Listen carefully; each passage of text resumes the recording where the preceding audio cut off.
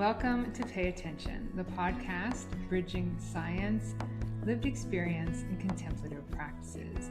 I'm your host, Holly McNeill, and unfortunately, I'm not able to be with you if you're listening live today, but I don't want you to miss this heart-opening conversation between myself, Margaret Arnd-Caddigan, and Cheyenne Moore. Both ladies I had as guests before on the podcast, and Cheyenne's open heart caught Margaret's attention, and they asked maybe someday we could speak together. And we did last September. It was lovely. So when I realized that I couldn't be here live today, I asked Cheyenne, who has her own podcast, A Safe Space with Cheyenne, and she was on it. She said, let me know when to be there, and I'll be there. So without further ado, to create the heart-opening space to listening to this wonderful episode, thank you so much for hosting, Cheyenne Moore. Hello, friends. It is your guest host, Cheyenne Moore. I am here today to introduce you not only to the episode, but to Margaret Arnd-Caddigan is also here with me as well. We will be showing you our joint episode. If you would like to see our full episodes, we have episode 32 and 33 on season 1. Holly, Margaret, and I would love to tell you that we thank you so much for this opportunity to take care of your show, but also we miss your face. Absolutely. Hi, Holly. So, recapping this episode really quick before we start, we were talking about how this journey is going to strengthen our intuition and help with discernment. There's a little clip talking about not resonating with certain teachings or certain classes. What is some advice really quick that you would give people if they find themselves in that situation? I think it goes to the old saying, trust the process. Trust yourself. If it's not right for you, that's okay. There's something right for you. It's just not this. Perfect. Wonderfully said. There will be a comment section that you can chat with us during the live. And if you have anything that you would like to discuss with us afterwards, we will pop on live after the episode, my friends. Enjoy the show. Hi, I'm Holly McNeill, and welcome to another episode of Pay Attention. I'm so excited today because I'm bringing back two guests that I've already had on the podcast. And today we're going to talk about one of my favorite subjects, and that is kind of your spiritual awakening, awareness, enlightenment, kind of getting to know your higher self versus paranormal psychology. I love this. And I'd like to thank Margaret Arnd-Caddigan, Dr. Margaret Arnd-Caddigan, for bringing this up, because she came on as a guest, and she then said, hey, I want to talk to this other guest of yours, Cheyenne Moore. So welcome both of you to the podcast. Thank you so much for coming back. Margaret, I'm going to just give you each, since you've both been on the podcast, they should know you a little bit. Just give kind of your, elevator pitch of who you are, and we'll get going. Margaret, you want to start? I'm Margaret Arnd-Caddigan, and today I'm identifying simply as crone because I'm retired, and I'm trying to decide what I want to be when I grow up. I used to be an academic, and I used to be a therapist, and right now I'm not doing either of those two things. So I'm delighted to be here. All right. So Margaret is being modest. She is a PhD, distinguished clinical and retired faculty from Eastern Carolina University School of Social Work. But more interesting about Margaret is her extensive history and understanding and education in religion, and her curiosity about that versus, the clinical side of mental illness and what that all means. So hold on that for a moment. Let's introduce Cheyenne Moore. So happy this young lady is back on my podcast. We have a relationship that goes back a couple of years now. And just reintroduce yourself, Cheyenne. Hello, friends. I'm Cheyenne. I'm so excited to be back with Holly, and I appreciate all of the things that Margaret said, not only on her episode, but then this interview coming into play.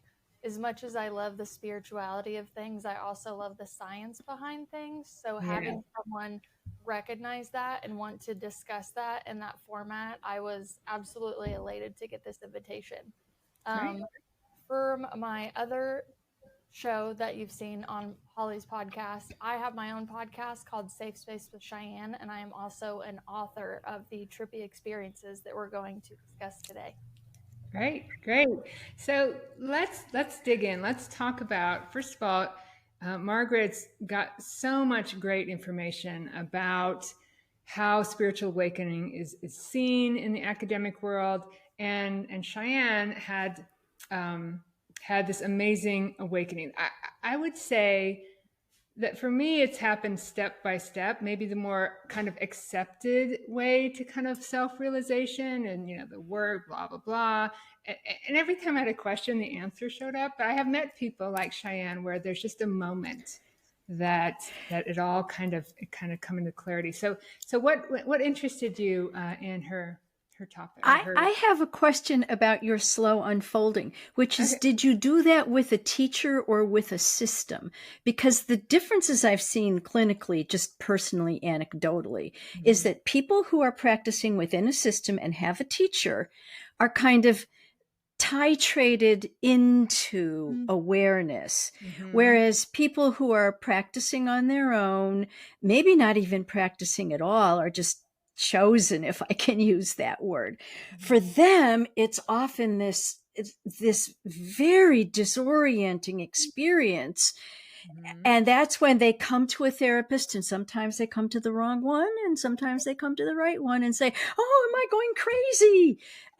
At which point a good therapist is going to say, "No, you're not." Yeah. So my question, Holly, were you inducted into your awakening? I might be the anomaly here, because I hit a very, very low point at what's now being recognized as a quarter-life crisis. And I made a vow to find better. Life, give me another chance, Buddha, and I will do better. And for 20 years, there were teachers along the way, but I looked at neuroscience, psychology, everything just started showing up. It was amazing. I didn't have to look. I didn't have to search. The next, if I had a question, the next thing was the answer. And when I was done with one understanding, the next thing showed up, and it's been this amazing, amazing journey. But that's so cool. That's so cool.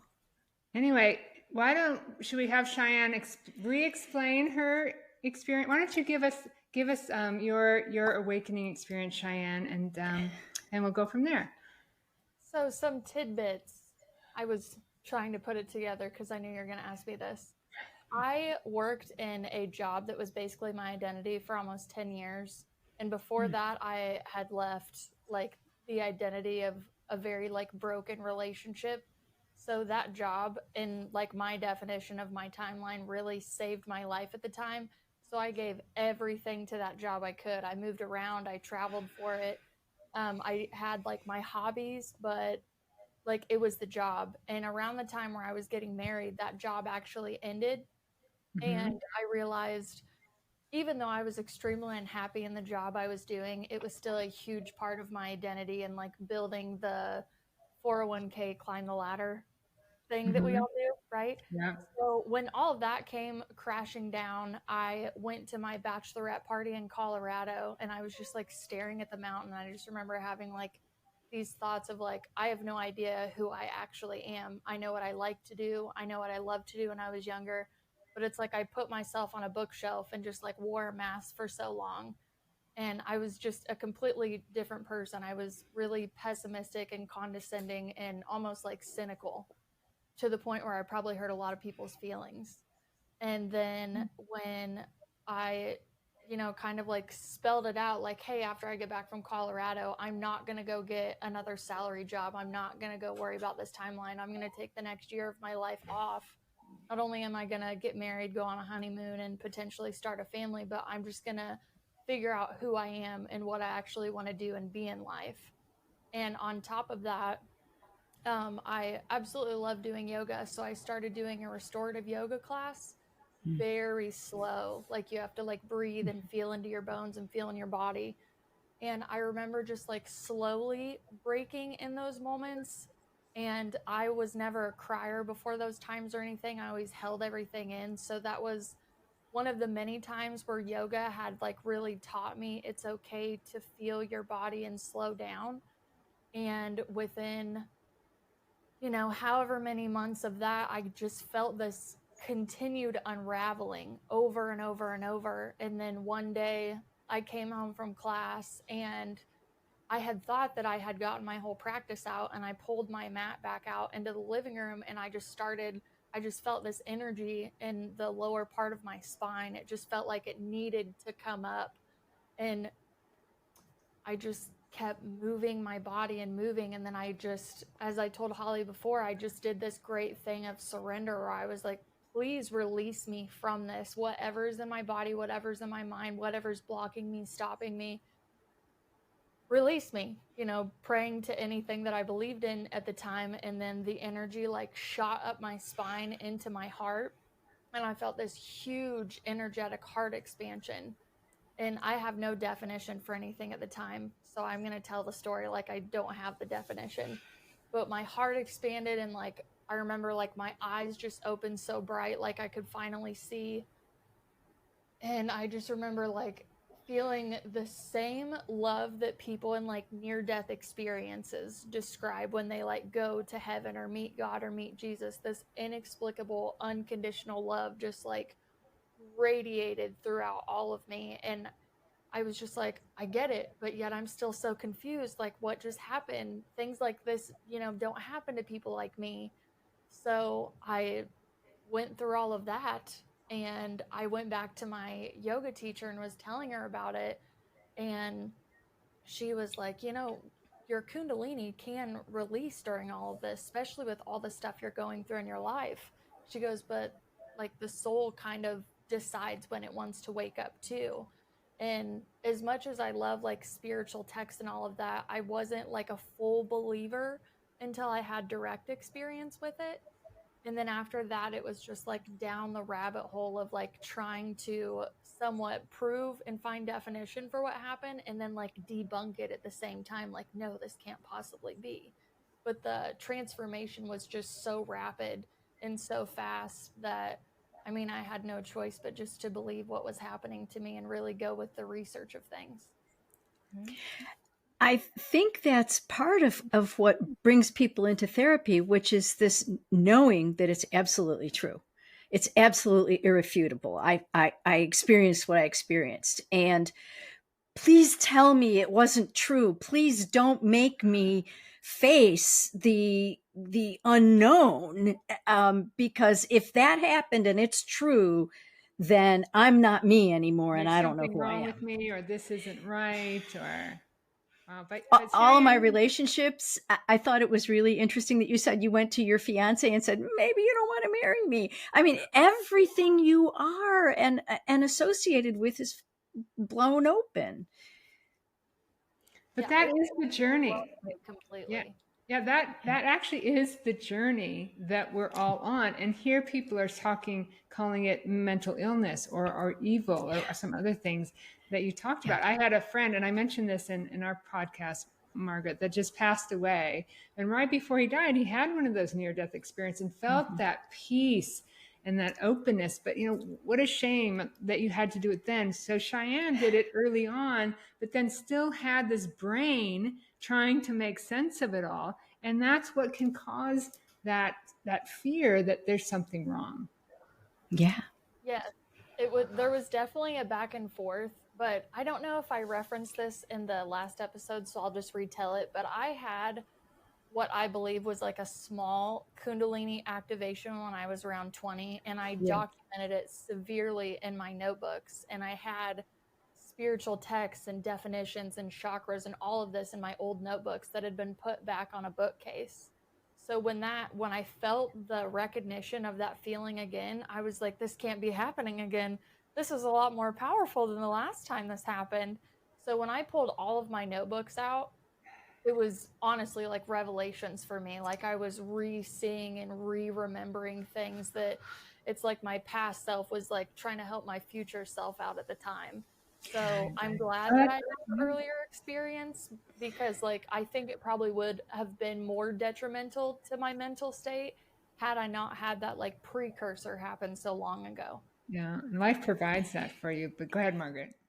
Well, I think what I've seen, and this is just anecdotal, I don't have any data, but I think those first experiences continue to operate on the unconscious level and and and lead us to that second experience, right? And so it's not a surprise to me when you say there was a precursor. It's like, yes, and then unconsciously you were walking on a path that you didn't even know you were on.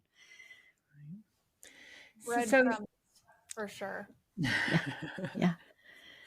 So you said the soul kind of knows when it's ready. And for me, like I said, it's been this slow, and I appreciate it all. Don't appreciate it. Crawl, But for those people that are listening out there and they may have experienced something like this and it frightens them. I mean, what do you want them to know? Margaret. Well, I want them to know that there are people in this world who can help you. And when I first started writing my book, I thought, there are therapists who are trained to help you, and there are therapists who may hurt you. So be discerning. But in writing the book and in asking various people in my life to read the manuscript before it was published, it occurred to me that helpers come in all different flavors. It doesn't need to be a therapist. It can be a spiritual guide. It can be, a cleric. It can be some kind of teacher. It could be a coach. There's lots of helpers, and I just want you to know that find the right helper. It's not going to make the process easy peasy, but at least you're going to have somebody walking next to you saying, so A, you're not crazy, and B, just so you know, 10 feet ahead on the path, there's an exposed root. Let's step over that. So she's talking about embracing the paranormal, her book I'm not sure how long it's been out, but not long. Right. But Cheyenne, you didn't really did you have those helpers? Did you feel like you needed those helpers, or when it first happened, because you had the prior experience, you were kind of okay with it?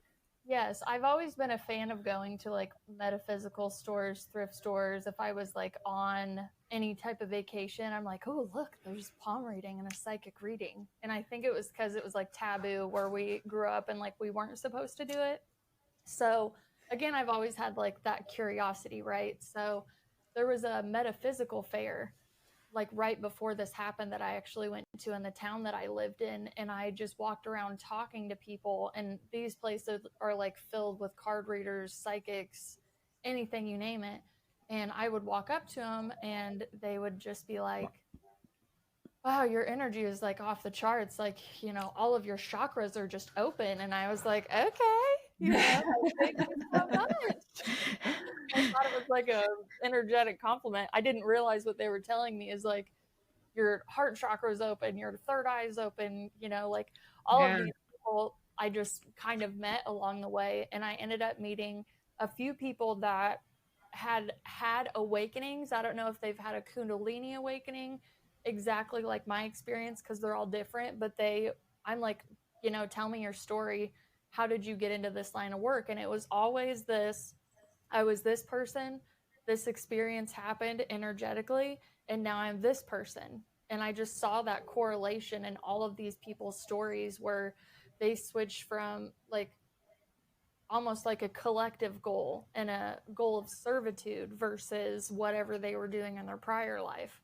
So I just started like collecting stories from everybody and trying to, again, like prove that I'm not having a mental breakdown or an existential crisis, that, this energetic thing really did happen to me. This transformation is okay. And it is okay to go down this path, because I did have a lot of old subconscious programming about like religion that I didn't realize was even still stuck in me until I went to go down this path and really explore those things. So on and off, I've had a tremendous amount of guidance, but just like she says, you can have a therapist that helps you or a therapist that hurts you. It's tenfold in the spiritual community. There's a lot of what they call spiritual grifting, you know, people that really want you to pull away from your intuition so they can be like your seer and your guide to source, what I would say. And I worked personally with people like that. They were under investigation the whole time I was with them, just based on like trust issues, I would say. But ultimately, like my intuition was like, get away from this person. They're not a safe person. So I would eventually like exit out of that. But I've always believed anybody that you sit in front of, maybe not everything they say is for you, maybe like lines 5 through 10 are for you and you just leave the rest on the table. And that's how I've been able to go into so many groups and interview so many people, submerging myself in it, keeping an open mind, and then just taking what's for me and leaving. I don't ever really get too attached. And I think that a really good spiritual helper is going to say exactly that. Like, I see the world the way I see it. You will see it differently. You listen to you. Don't listen to me. Trust the way that spirit guides you. I'm just like a suggestion. Yeah, that's exactly what I was going to say. The universe has your back, right? That trust is something that really helped me, because much like Cheyenne, I just kind of felt my way along and, you know, took in whatever, soaked up whatever I could come across. But then it brings up the question, those people that have these experiences, and I wonder what percentage of people that do really get the wrong information. How many of those people are stuck, you know, diagnosed with schizophrenia or whatever, you know, and really feel badly about themselves for what's going on. So Margaret, do you have any, you know, you obviously were, felt the need to write this book. So there obviously are people out there that have these experiences and don't know what to do with them. Yeah, I don't have any statistics on how many people have been helped versus hurt.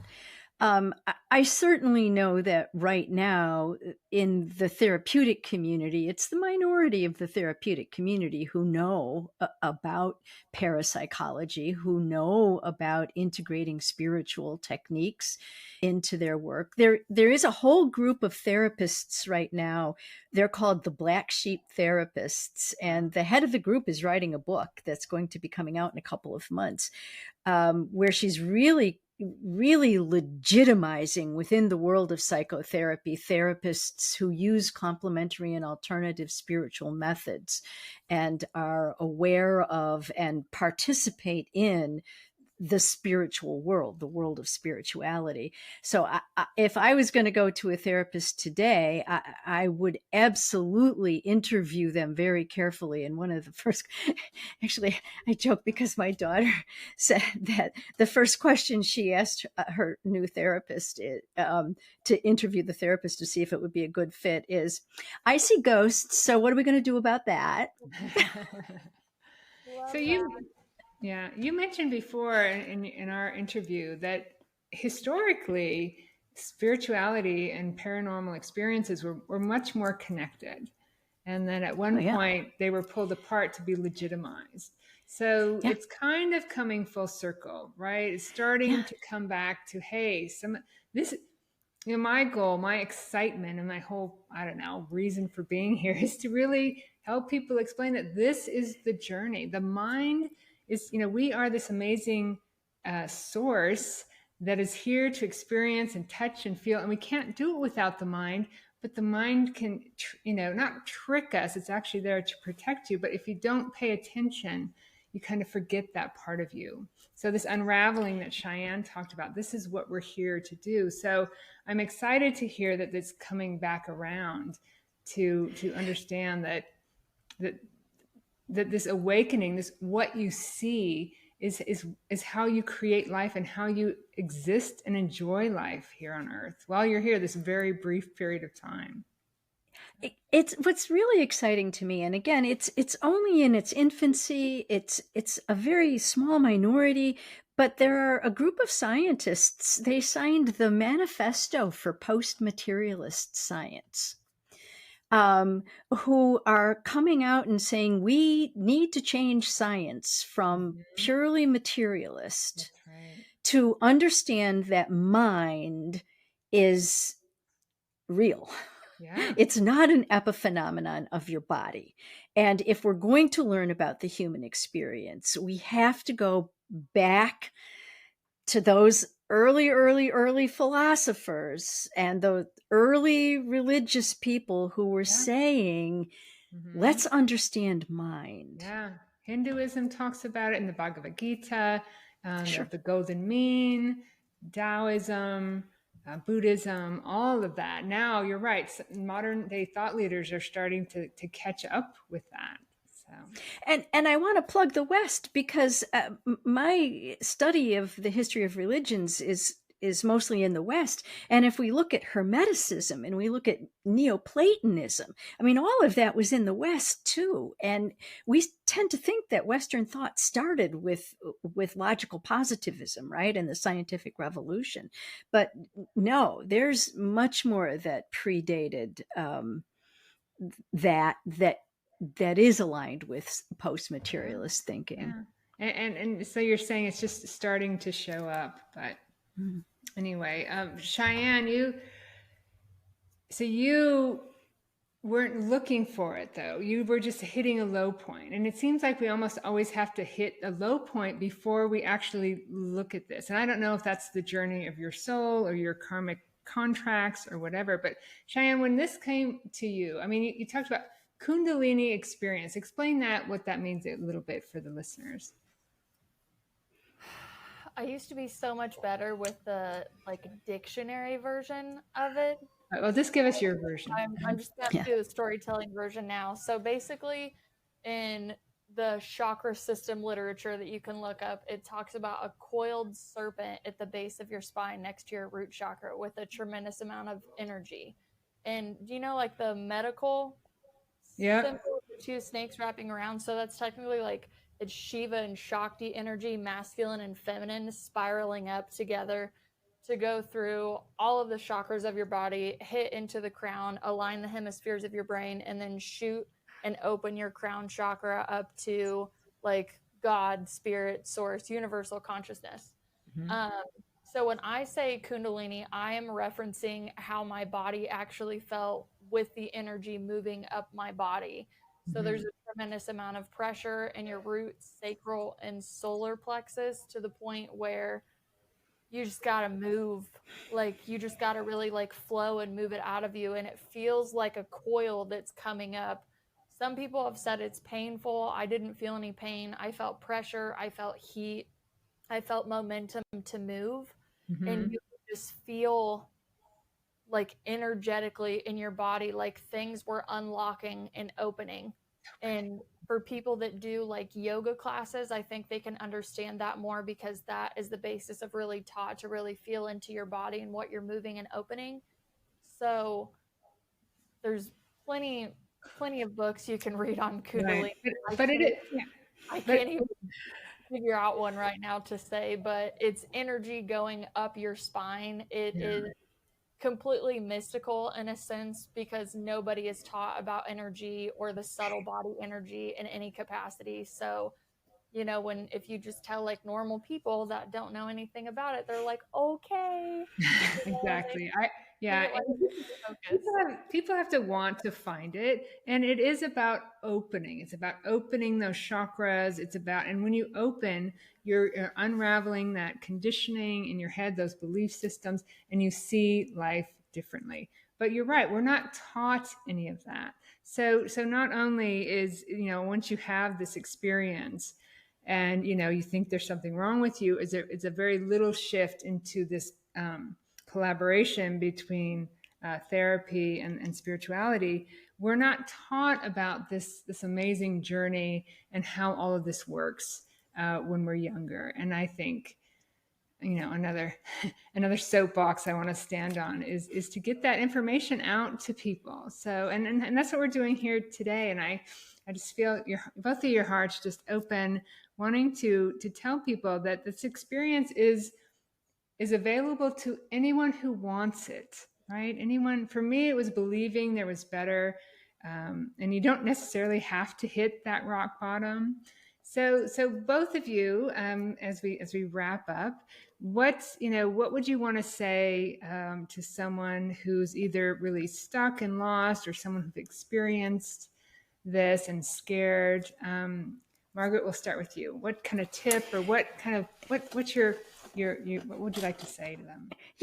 Last time you asked, I said a practice, and I stick by that. A regular practice is really important. Yeah. And I think as we talk about guides and we talk about teachers and helpers, I want to also say that there are unseen helpers. There are spirit guides. Yes. And there are your higher self and higher powers. And if you can listen to them, it's going to help you. I don't mean to interrupt you, but also not accepted in the scientific community. And you're absolutely right. The scientific community has to change. I mean, this whole world is a field of vibrations and probabilities. So yes, there's definitely those spirits out there. So anyway, sorry about that. You keep going. Well, and no, I'm just saying that they're out there. And if you are lost, if you are confused, if you are hurt, if you need guidance, they want to help you. Yeah, and so listen to them. They have your best interest at heart. Right. The universe has your back. You can also go inside, right, and search. So thank you. Cheyenne, what would you want to tell somebody out there? From my experience, this journey is about re-strengthening your intuition, trusting yourself, and finding discernment along the way. So if you find yourself in a book, in a group, in a lecture, and you're not really vibing with it, don't feel bad that you don't understand a spiritual concept. Maybe it's not for you.